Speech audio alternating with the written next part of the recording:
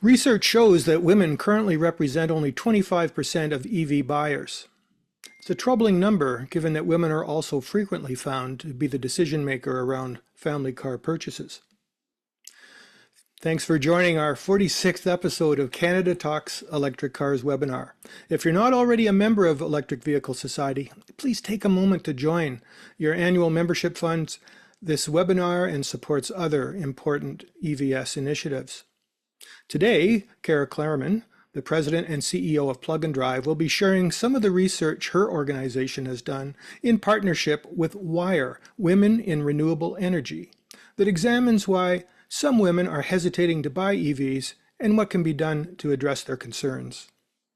Plug and Drive is a nonprofit that is accelerating the deployment of electric vehicles to maximize their environmental and economic benefits. Cara has taken Plug and Drive from an idea to a thriving nonprofit, recognized as a leader in the EV space. Cara has more than 20 years of experience working in the environmental and sustainability fields, including 12 years working at Ontario Power Generation, initially as OPG's environmental lawyer, and then later in the role of Vice President of Sustainable Development. And on that note, I'll invite Cara to join us, if you would.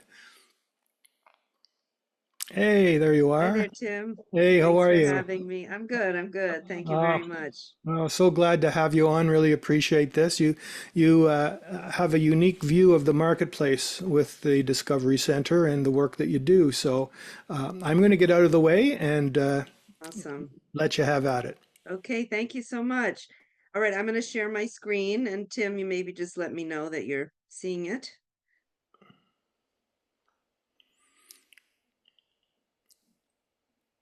It's working Working and okay? fantastic. Okay, great. Well, thank you again to Tim and the EV Society for having me tonight. Um, this is a really important topic and one that actually surprised me. And I'm going to tell you a little bit about how we've figured this out, um, and hopefully come up with some ideas about how to solve this problem that women are not choosing electric vehicles. Um, so at first, though, I want to just talk briefly about Plug and Drive, just 2 minutes for those who don't know. Plug and Drive, as Tim said, we're a nonprofit and we're out there doing primarily EV education. We do loads of events like this, but we do lots of in-person events, and we love to have those paired with a test drive because, of course, we've learned over the years that the test drive really does seal the deal for people. It helps really dispel a lot of those myths. Just getting in the car, we see people's attitudes really shift. So, if you have friends that still haven't quite come around, do suggest that they visit us at our EV Discovery Center. We're right at Young and Bloor now. So you can take the subway. You don't even have to go outside and get into our space right from Young and Bloor. And we offer the test drives there, and we have educational facility there. So please visit us there. And of course, we continue to do what we've always done, which is get out into a variety of communities. We know not everyone is able to get to Toronto, so we try to take the show on the road. We're out there doing events, usually in the number between 50 and 100 events a year, offering test drives to people at community fairs and festivals and local events and everything you can think of. And so you can always check our events page to try to find out where we're going to be. If you live in a smaller community, hopefully we'll be somewhere near you soon. And finally, for those who don't know, we are national, just like the EV Society, and we have two of these, what we call the mobile EV education trailer. We have one in the east and one in the west. Um, you can see this one is in the west. And it's basically, trailer doesn't really do it justice, but it pops open and we do the test drives out of there. So it's like having a little discovery center right in your town or city. We like to plunk that down for a month, and it gives people a real chance to test drive. They can book an appointment. And as I said, one of them tends to focus on Alberta and BC, and then the other one is here right now in Ontario, but we also take it out east. So hopefully that'll be somewhere near you sometime soon. And we do a whole bunch of other things, research and reports, but the bulk is education. And so if you or your friends are looking for a test drive, there's lots of opportunities. Just check out our website. And of course, I would be remiss not to thank our sponsors who help make it possible for us to do everything that we do. We really appreciate all their support, and yeah, it's so important when you're in a nonprofit, as I'm sure the folks from EVS know, like to find folks who believe in what you're doing and help you. So thank you very much to all of them. Um, okay, so I mean, look, I'm not going to go into detail on the benefits of EVs because you guys know all this stuff. I'm going to focus most of my talk on the issue about women and EVs, but I'm just to make sure we're all on the same page. You know, uh, if you know anything at all about electric cars, you know that significant emission reduction is one of the huge benefits and the reason most of us that work in this space are doing it. Ontario is a great place to plug in. It's about 90% emission reduction in Ontario. And in fact, if you plug in at night, even more than that. So, I used to hear a lot of people saying things like, okay, yeah, they're better for the environment. I get that. But there isn't a maker model that I like. I'm waiting for a truck. I'm waiting for an SUV. I mean, we don't really hear that much anymore. As you know, loads of SUVs now available and quite a few trucks. And so now that problem is pretty much over. I mean, there's still a bit of a shortage in terms of supply, but with 50 makes and models available in Canada and probably closer to 100 by the end of 2024, that issue is really pretty much not one I hear so much anymore. We do still hear the issue about range, but in 2023, the average range of an EV was 400 kilometers. I mean, there aren't that many Canadians driving 400 kilometers in a day, and I'm sure you've seen the stats. Canadians, on average, about 80% of us drive 50 kilometers or less a day. So range also is less and less of a concern, and as the battery ranges get better, and of course the infrastructure gets better, we're not going to hear very much about range. um and of course I always like to talk about the savings. um and I hope that you folks have done the math on the savings. They're so significant, and I think this is an area where people still have a lot to learn, and we spend a lot of our time on this, trying to help people understand that you're going to save easily. I think this is a bit of a low ball estimate. If you drive the average like 20,000 clicks, um, actually the Canadian average has dropped a little. It could be closer to 17,000. Um, and you're going to easily save $2,000 a year, and most of us save more than that. So that little bit more that you paid, you can wipe that out in a couple of years, and then you're in the money. And I know many of you on this webinar have already drank the Kool-Aid, and you're already EV owners. But for those of you who are not, you don't have to necessarily be an environmentalist to think that this is a good idea. There's lots of other reasons to choose an EV. For me, the climate change benefit is huge, but for a lot of people, it's the savings. And let's face it, who cares why people do it as long as they do it? Um, and so, if you are trying to figure out your own personal savings, I do just want to mention we have a great calculator on our website that you can compare any gas car on the market to an EV that you like. And you can do a very simple calculation. It'll show you your monthly savings.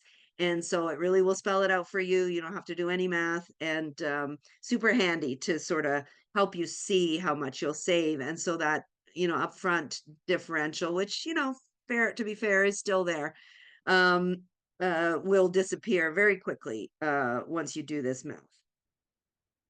Um, I'm sure you folks are well aware of the like amazing stuff that's coming out in trucks. It's like so exciting, and Electric Autonomy has a great resource on their website if you want to find out more about medium and heavy duty. I'm not going to spend time on it, but it's really amazing what's happening. Loads of models coming out in this space. And of course, some being manufactured right here in Ontario. So that's exciting. And apparently, like according to Geotab's latest math, about 30% of these medium duty vehicles could be switched out for electric based on the duty cycle. So that's pretty great news, and more all the time. So really good from that point of view.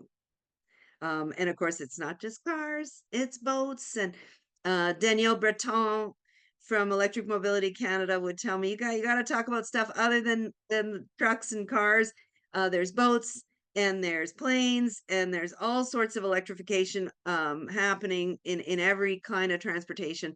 And if any of you are going to visit Kingston in the summer, you can take a ride on the Wolf Island Ferry that's electrified, and there's a bunch of ferry boats in BC and more all the time. So this is actually fun. They're super quiet and they don't put any pollution into the water, and lots of reasons to love these electric boats. And of course, the big electrification of school buses and transit buses. And of course, I've always been such a big fan of the school bus because, it only drives for an hour. So it's like drive for an hour, then it sits for a bunch of hours, then it drives for an hour, and then it sits. It's perfect for electrification. It doesn't even really need that big of a range. So totally makes sense and probably could be used for vehicle to grid and a bunch of other things. And Lion Electric makes them right here in Canada. So a great opportunity in busing. And of course, these are just little highlights because what I really want to spend my time talking about, I don't really want to talk about that tonight. Charging. I think you had someone focusing on that in the last webinar. I want to talk about this. So as you heard in the intro, uh, surprising. I was actually quite shocked by it when I heard that uh, women make up about 15 to 20% of the EV buyers. It's a really low percentage. And I was shocked by that. I did not see that coming. And as Tim mentioned, it's really important because women do tend to make the car buying decisions for the family. And so that means a lot of families are not choosing EVs. And these stats came from our own events where we were offering drives. So it's not necessarily purchases. That's why they're even a little bit worse. But the stats that we've seen across Canada and in Europe and in England and everywhere that we've seen them, it's always hovers around either 80-20 or 75-25. So there is a huge gender gap. So I thought, well, we've got to do something about this. This doesn't make sense, especially myself as an early adopter. I was like, we got to get to the bottom of this. Why is this happening? So it was very fortuitous. I was having a drink with a friend of mine who runs Women in Renewable Energy. Her name is Joanna Asawe. And we were talking about this and we were like, we should try to partner up and figure this out. And we did, and we applied to NRCan. We were very lucky to get a grant to look into this. And so basically, over this last year, we've been doing a variety of things that relate to this topic of getting women into EVs. We have done a variety of surveys to try to understand, like, what are women's concerns? Why are they hesitating? What were the concerns if they didn't have an EV? What about women who did choose an EV? How did it get resolved? And then we're also doing a variety of educational events focused specifically on women. Finally, we also had in part of this project a career aspect, because in addition to the fact that women are not really buying EVs, there are not a lot of women working in the EV sector either. So as part of this project, we had some career fair related stuff where we were trying to encourage women to look at the EV sector for a job. I'm not going to spend a lot of time on that tonight, but just so you know, that was part of the project as well.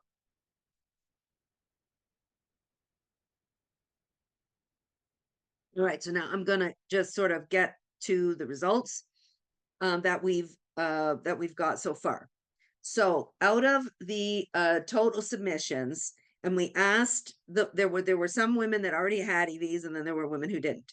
And so about 83 out of the group did not drive electric. And these were their top 3 concerns. So they were concerned about accessibility to charging, that they were going to have difficulty finding the chargers, and that they were also going to be alone, like kind of out there looking for a charger.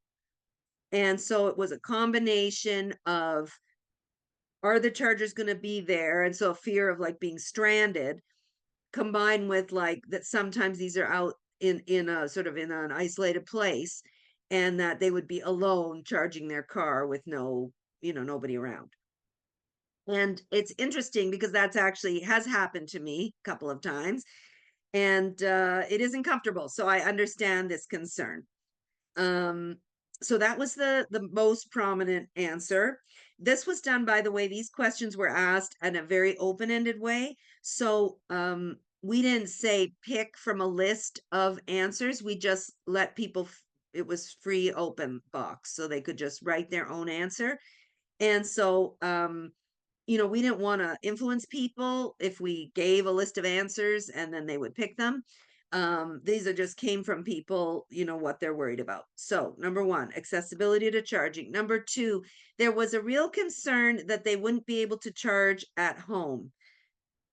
There were a few variations of this answer. Some were related to living in an apartment or condo and not being able to get a charger there. And some were just related to thinking that they might not be able to get a charger at home, even though they had a single family home. So some of that was maybe a little bit misunderstood, but some of it was very much the condo apartment issue, which I'm sure you've all heard about, where it can be difficult to get a charger. So that was number two. And then number three was about the affordability of vehicles as well as the availability of vehicles. So both new and used. So I guess, hearing the news that you got to get on a waiting list and all that, people have heard that. And even though there are, used EVs available, people don't necessarily know that.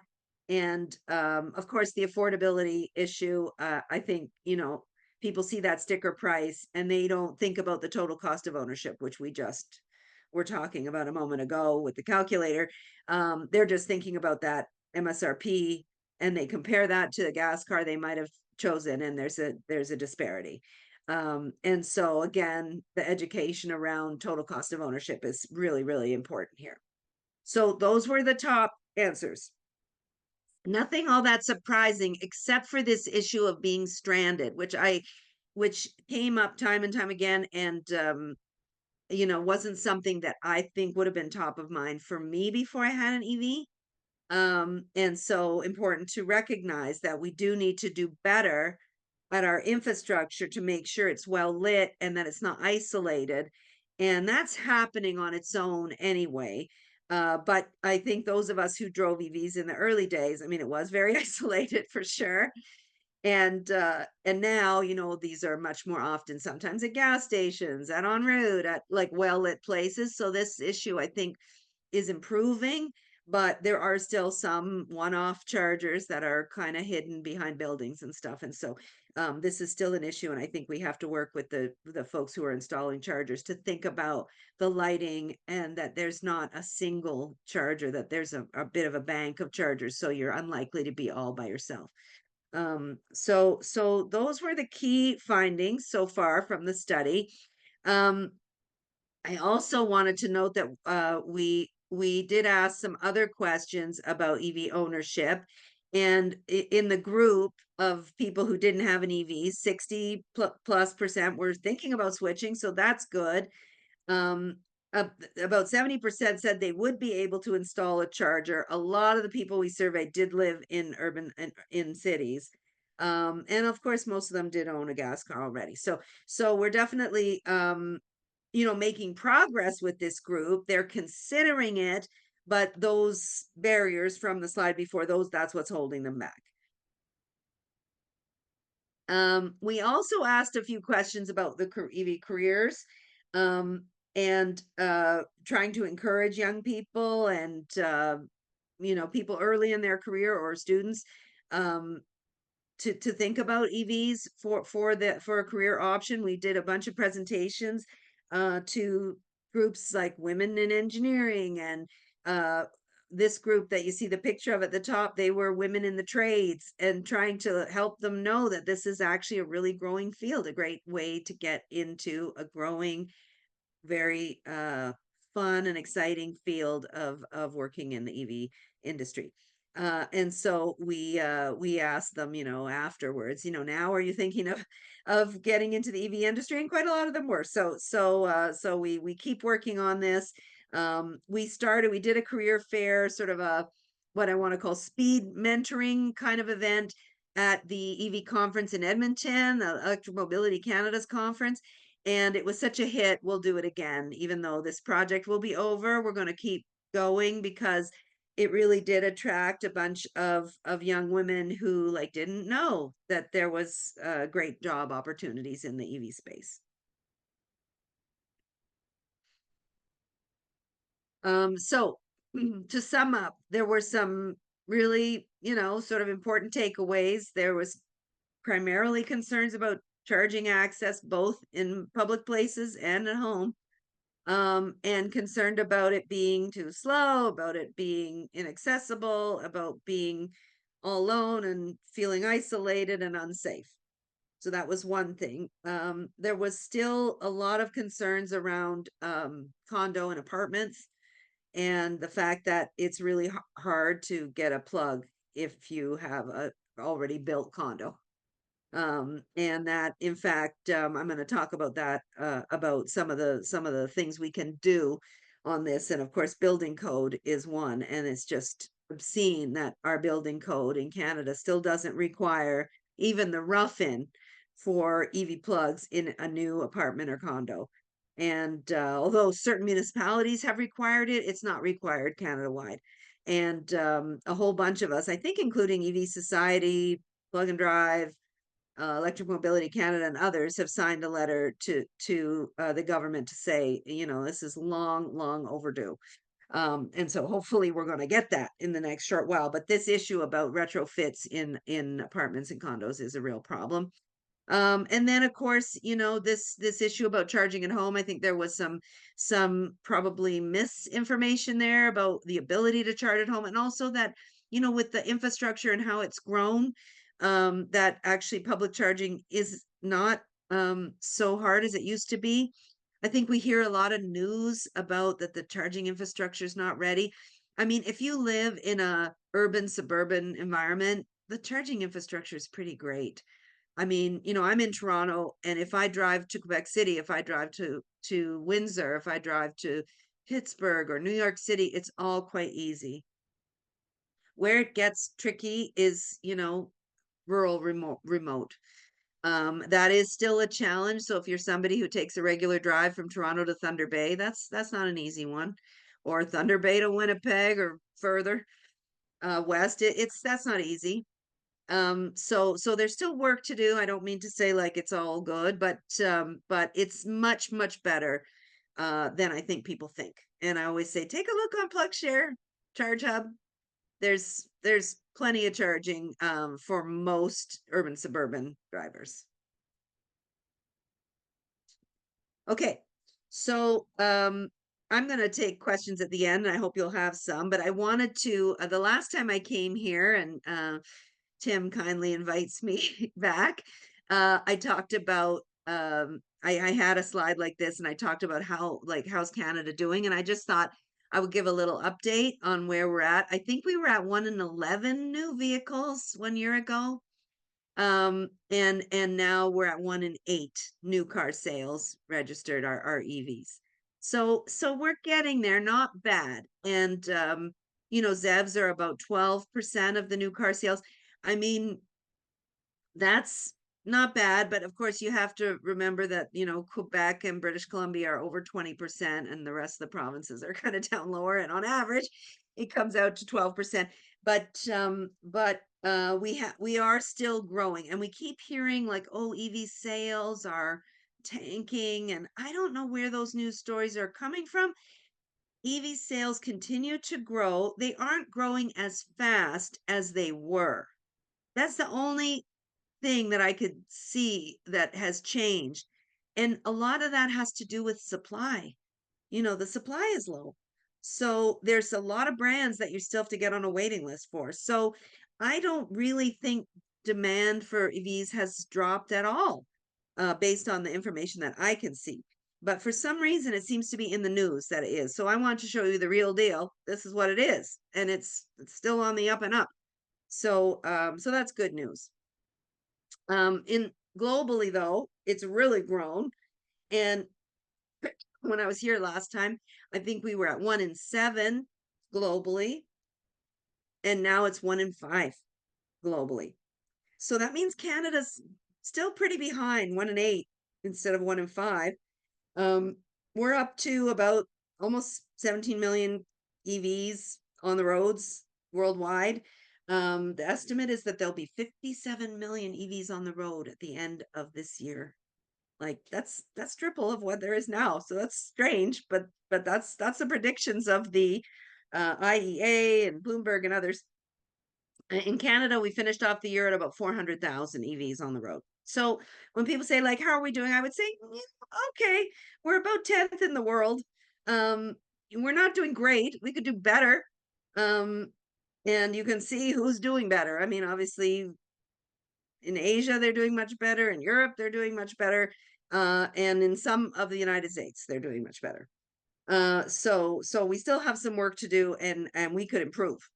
Um, and of course, we know what to do because there's other countries doing it. And I showed this graph last time. It's even higher in Norway than it was before.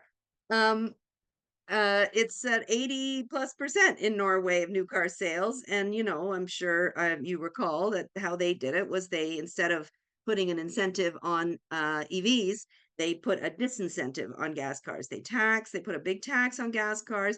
And at the same time, they also provided free travel in the HOV lanes and free parking in Oslo and a bunch of other things. So they've really figured it out. And so we know that this is possible. Um, Canada could do a lot better, and we could emulate. And even in the Netherlands and Sweden, they haven't done quite what Norway's done, but they've definitely passed the tipping point, and Canada's just still a little bit below what I would consider the tipping point. So we have lots of good examples to follow here. Um, I did want to update on some good news, which is, since I last spoke to this group, uh, a huge amount of investment has been made in manufacturing, and unbelievable amount, honestly. And I mean, that's all great news for our auto sector. And the dots that are in red, you can see those are the EV related plants. The others are just auto plants that are not necessarily EV. But battery plants, medium duty, light duty, and you can see there's plenty. And so that's pretty exciting. That's all happened in the last 2 years. 16 billion. I mean, it's humongous. So, I mean, this is great. Now, what I would like to say is excellent, but we need to do more to help get the butts in the seats, though, because all these cars that get made in Canada, and by the way, are partially funded by our taxpayer money, by you and me, um, they're going to all go to the US if we don't do more to encourage people to buy them here. And so I think, although I'm very supportive of all this, I think we still do need to do more on the sales and supply side than we're doing right now if we really want to see EVs take off, especially in Ontario where sales are a bit low, especially compared to BC and Quebec. And why are they so much better in BC and Quebec? Well, of course, they have incentives that stack on top of the federal incentive. And they also have a ZEV mandate in those two provinces. And for those who don't know what that is, that's a requirement that dealers have a certain percentage of EVs on the lot. And you may have heard that the federal government has just implemented a national ZEV mandate. And so I think that's good news for consumers, and it will lead to more cars on lots in the provinces that didn't previously have a ZEV mandate. So I think overall that's good for consumers, and I hope we're going to see, growth in the supply because of it. Okay, so I'm going to sum up, and I want to leave lots of time for questions about the women in EVs or anything else. So how are we doing? I already said, manufacturing, really good. We're also doing a lot on the supply chain and mining, and Canada's really become a player. I'm sure you saw the news that Canada like leapt up to number one in terms of battery, as a provider of batteries and battery minerals, worldwide. So that's exciting, and it's a huge opportunity for Canada. We're doing pretty well on infrastructure. We can do better, but I want to hand it to Enercan. They have put a lot into money into improving the infrastructure across Canada, and now Ontario too has just recently launched a program. So that's good news for EV drivers. Education, of course, EV Society does a great job trying to get the word out. Plug and Drive's doing our best. Um, we can do better though. I mean, there's a lot of people in certain parts of the country that will never have the chance to do a test drive still for a few more years, and so we gotta really work hard to make sure that they get that chance. And I think I said this before, but I really feel strongly that we don't have to look to the government only for all these things. Companies can help. Companies do a lot of things for their employees, and this can be one of them. They can offer EV charging infrastructure at work. They can incentivize their employees to choose an EV instead of a gas car. There's lots of ways they can do that. They can have lunch and learns and offer test drives at their offices, just like they do other wellness type events for their employees. So there's lots of things companies could do, I think, to help improve the education.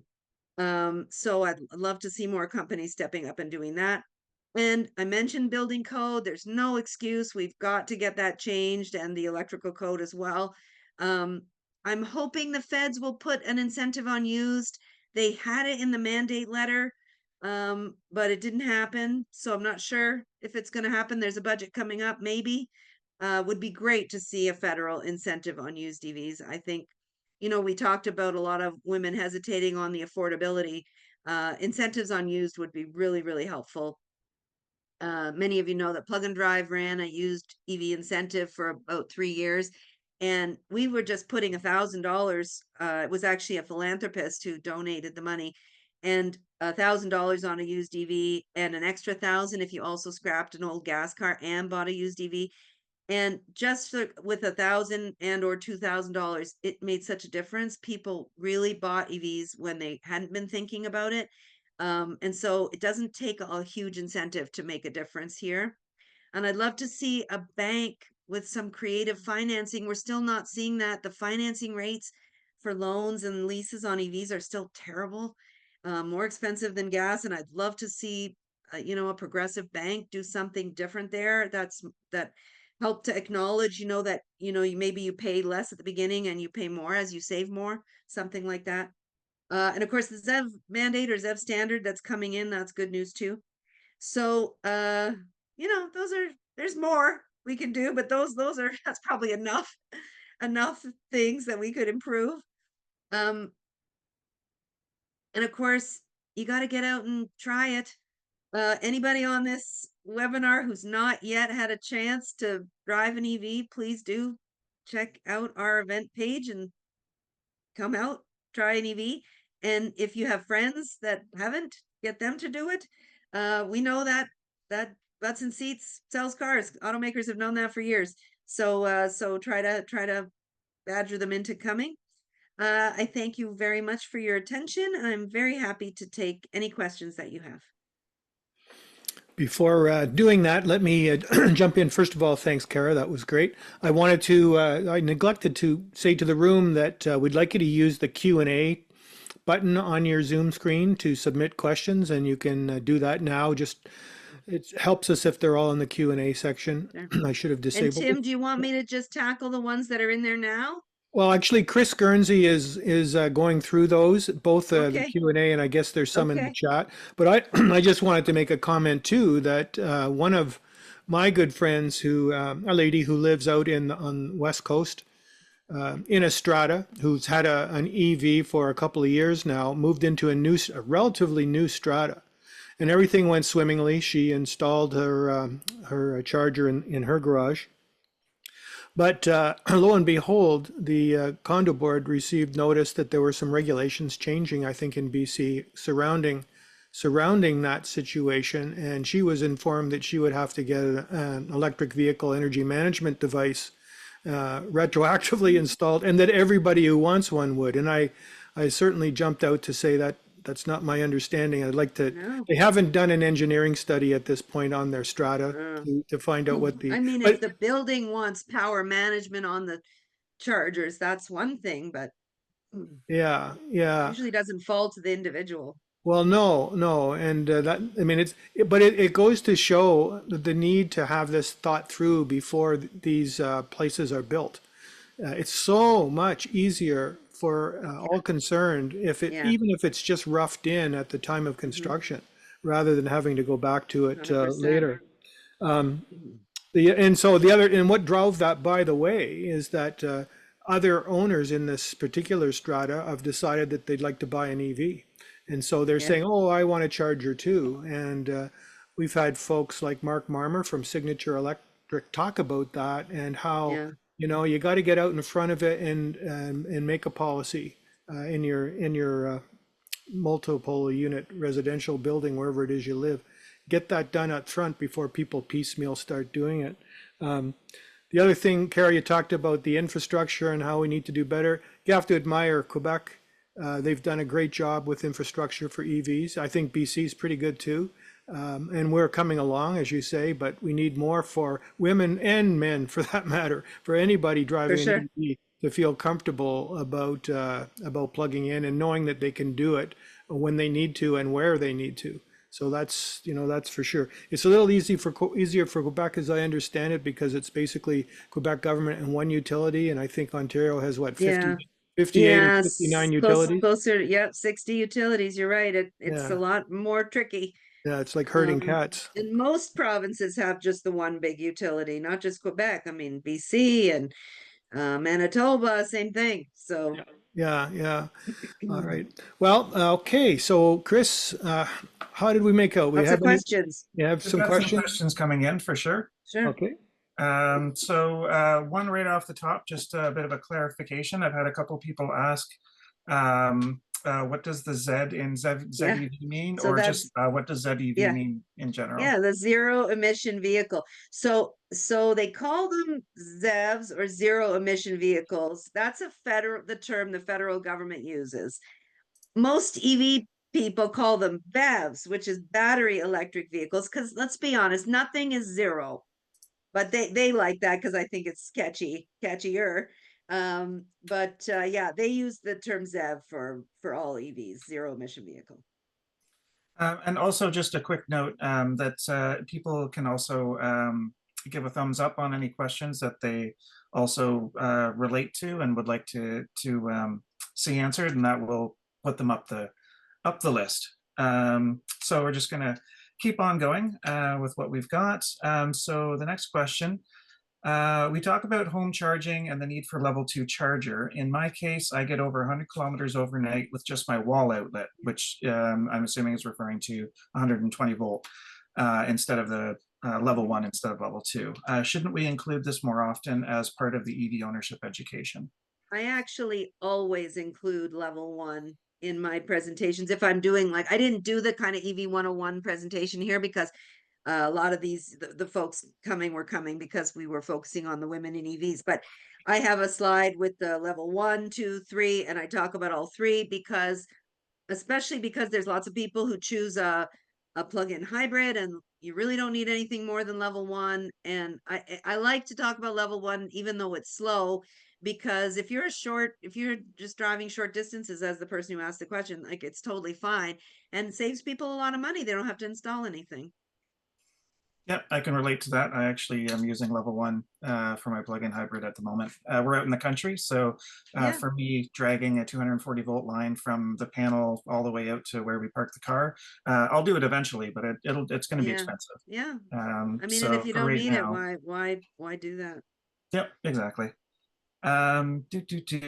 Question next. Do you have sister organizations in other provinces? So we're actually national and we do events all across Canada, But there are other groups besides Plug and Drive doing that. So, for example, in British Columbia, there's a group called Emotive that does test drives. And of course, EV Society does them in different provinces.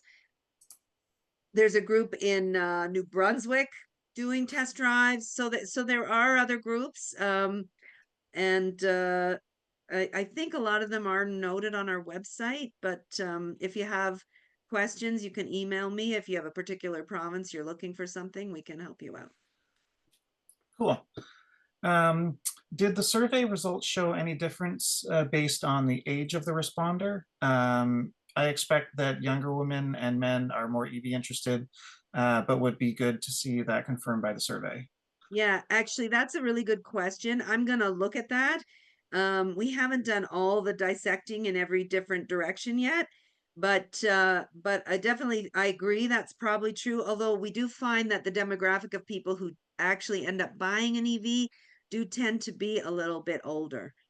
Maybe because EVs are a little bit more expensive upfront than the equivalent gas cars, so they does tend to be 40 plus. 40 to 60 is like the big demographic. So that might work against that theory, but it's a very good point. I also wonder, one of the other things that came up in a recent meeting was the possibility that women are a little less tolerant about the nonsense sometimes we have to go through to have the right account for the right charger and the right, just dealing with all of that is not Yeah, always I a. wonder if somebody who doesn't have an EV even knows about that though. Like, I mean, that's true. It is a thing, but I mean, I certainly didn't realize that like the different chargers would have a different way of paying and a different card or a different app. Like, that's actually I think that you kind of find out once you're doing it, I think. Well, fortunately, I guess that there's a move now to the national, to the standard, Yes. the NACS standard. Yes, So, and also Charge Hub is trying to make it that you can pay at a lot of different brands of charger with one app, which is yeah, great. one app, one account. That's going Yeah. to make things a lot easier for people.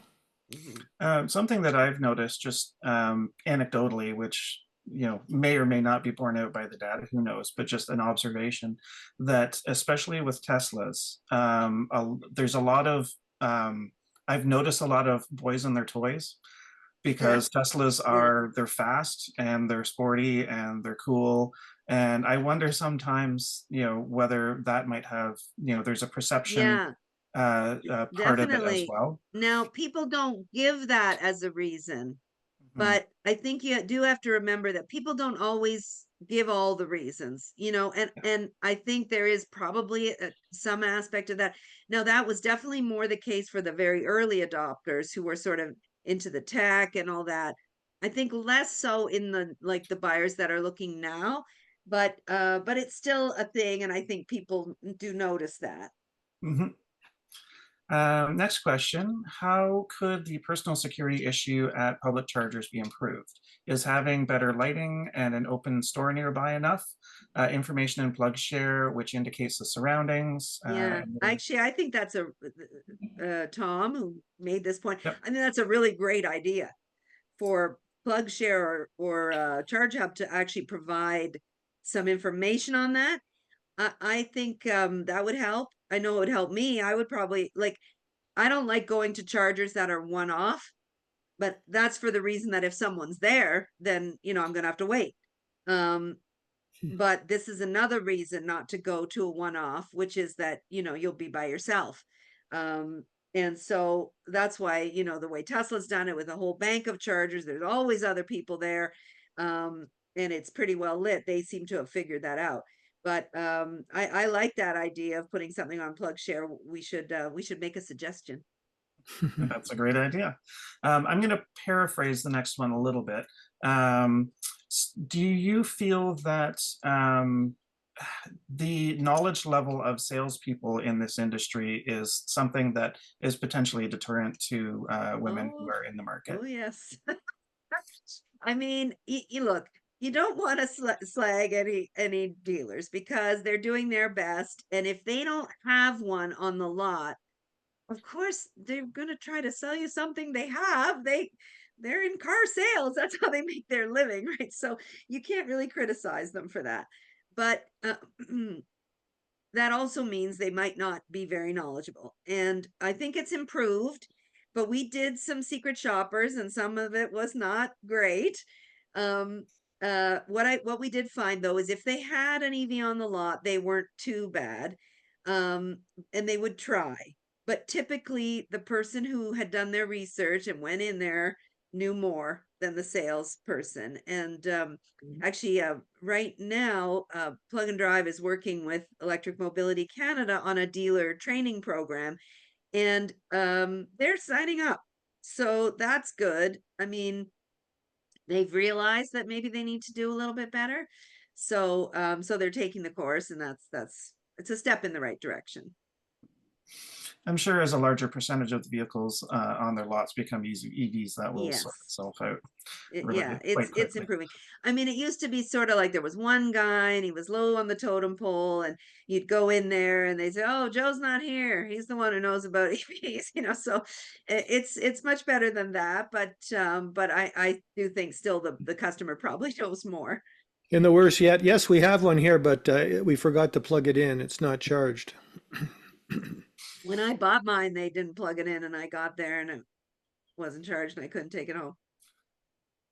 Wow. Terrible. So yeah, that was 2017. Yeah, back then I could definitely see that happening for Yeah, sure. I just picked up my Wrangler 4xe not yeah. too long Oh, ago. nice, It was fully nice. charged and ready to Yeah, go, and they yeah, knew what was going on. And as it yeah, should be. so it is getting better. Yeah. Next question. Do you find that women are more receptive to hybrids, non-plug-in, than to full EVs or Yeah, plug-in hybrids? I think that's right. You know, and hybrids do improve fuel economy, and it's a step in the right direction. I do feel like people who are currently driving hybrids should be our next, you know, best next target, at least for a plug-in hybrid. I mean, if you're willing to go hybrid, I don't know why you wouldn't be willing to go plug-in hybrid. And I feel like maybe a lot of people don't really understand what's a hybrid versus a plug-in hybrid. So yeah, I mean, but you do get a lot of more savings with a full EV. And so so we try to encourage people to think about it, but we never diss anybody who decides to go for a plug-in hybrid or a hybrid, because at least they're making a step in the right direction. It's kind of a safety blanket for some people, just to know Yeah. that, and I've heard people say that they, with their plug-in hybrid, that I've gone 6 months and my engine never came on. I thought, well, it's too bad you didn't just get rid of the engine altogether. You'd have better range and Yeah. efficiency and less complexity, right? Well, yeah, when you've And got two systems running, you know, there's more things to go wrong, yeah, more expense and all that. So there is the downside. But I do find that some people, especially Canadians who are like single car families, and they're doing a lot of like going all over Hell's Half Acre for, let's say, competitive hockey or competitive soccer. There's a lot of driving to towns that you don't know where you're going to be. And I can understand in that kind of context people having concerns. And so, as much as, like, you know, I feel comfortable figuring it out all the time, I think, you know, you have to sort of meet people where they are. exactly, exactly. One of the other things, sorry, Chris, I don't mean to jump on the questions, but I just curious to know if it came up in any way, talking about the high cost, the perceived high cost of EVs. And I think a lot of people, I don't know if it probably is the same for men and women, but have lost track of the fact that cars have gotten more expensive. It, Exactly. it isn't it isn't It's not just necessarily that. EVs. Yeah. Yeah, yeah, and if but I think people shopping might be overlooking that at Yeah. times. They're not really doing that Sure. comparison. And also the apples to apples comparison, like people sort of saying, "Oh, well, I can get a gas car for 25 grand or something." I was like, okay. I mean, you have to compare apples to apples. Like if you're comparing a Kona, compare it to a Kona. If you're comparing a Bolt, you got to compare it to a small hatchback. Like the you got to find a comparable car with comparable features. And then the differential seems to hover around 10K. And then with the 5K incentive, then it's really about 5K. And so 5K, when you look at the savings, you're going to make that back. Most drivers are going to make that back in maybe 2.5 years. So it's just, again, trying to get people to do that math. Yeah, yeah, exactly, exactly. Just a quick comment on plug-in hybrids as well before we take the next one is people in the Northern Ontario, which is where I am at the moment. We live fairly far out in the bush and fairly far from town. So for us, when we moved out here, plug-in hybrid became Sure. a more viable solution. Makes And for a lot sense. of people, when you're outside of the city centers, it still Makes sense. I mean, if yeah, it you still makes drive more far, sense. I mean, it's still, and the thing with the plug-in hybrid is you can work pretty hard at keeping most of your driving in electric mode. And I notice, like, some folks, like, it's a real point of pride that they rarely dip into the gas except on a longer road trip. Oh, it's definitely a game for me, like right from Yeah, day one. yeah. Next question, actually a comment, but I think it's relevant. From Kristen. I've been driving an EV since 2011 and only once did a charging station location make me uncomfortable, and I was there with my husband. I think mostly this has improved, but could be better. It has. Thank you very much for that. Yeah. Yeah, Um, I agree. It has improved. I've only ever had it once as well, where and I was by myself and I did the kind of hop out, plug it in, jump back in the car and lock the doors. And that was great, right? I mean, you don't want to have to do that, but I think it's becoming more rare. mhm. I also ended up in some pretty sketchy gas stations where the Yeah, fact that you have sure. to, stand outside the car to pump the gas Yeah, for sure. is potentially Yeah. less or Yeah. potentially And you're less stuck safe there. than Yeah. being able to get back in and lock the doors. Right. Yeah, which is interesting. This question might be slightly unfair to put you on the spot here, but in 2003, ICE vehicles manufactured approximately 88 million. EVs were about 14.2 million. How do we get to your estimate of about 50 million as per your estimate from Bloomberg? Okay, so lots of ramp up of manufacturing that's happening like all around the world. So whether they'll really hit that target, that was, Bloomberg or IEA, I can't remember which one, who make that estimate. And a few manufacturers have like reined in their estimate. So I think what the IEA does is looks at all the estimates, that the automakers give of how much production they're going to have, and then that's where they come up with that. So I mean, there are a bunch of plants that are coming into operation in Canada and the US in the next year. So that's where that comes from. Will we hit that number exactly? Probably not. Cool. Quick shout out in BC, Emoto will be at the Vancouver Auto Show, March 20th to 24th. Thank you, Jack. Great. What was the motivation behind moving Plug and Drive to downtown Toronto? Ah, very good question. Well, there were a couple of reasons. So, of course, we had a big event venue, kind of our own showroom and training room at Finch and Dufferin, and it's about 6,000 square feet, and it was great. We opened that place in 2017, and it was well loved and well used, and we hosted events probably 3 or 4 days a week. I mean, it was really busy. And then COVID came, and we had a big venue that cost a lot of money to rent, um, that we couldn't use. And so that was about 2 years of not being able to host any events in there. We could still have individuals come, but we weren't getting the events, which brought in money. And so it was challenging for us to keep such a large venue.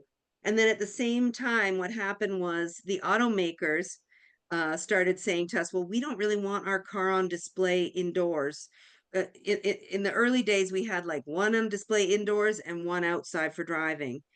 And as their volume of cars available started to dwindle, especially during COVID, they were like, just put what we have outside and let it be driven.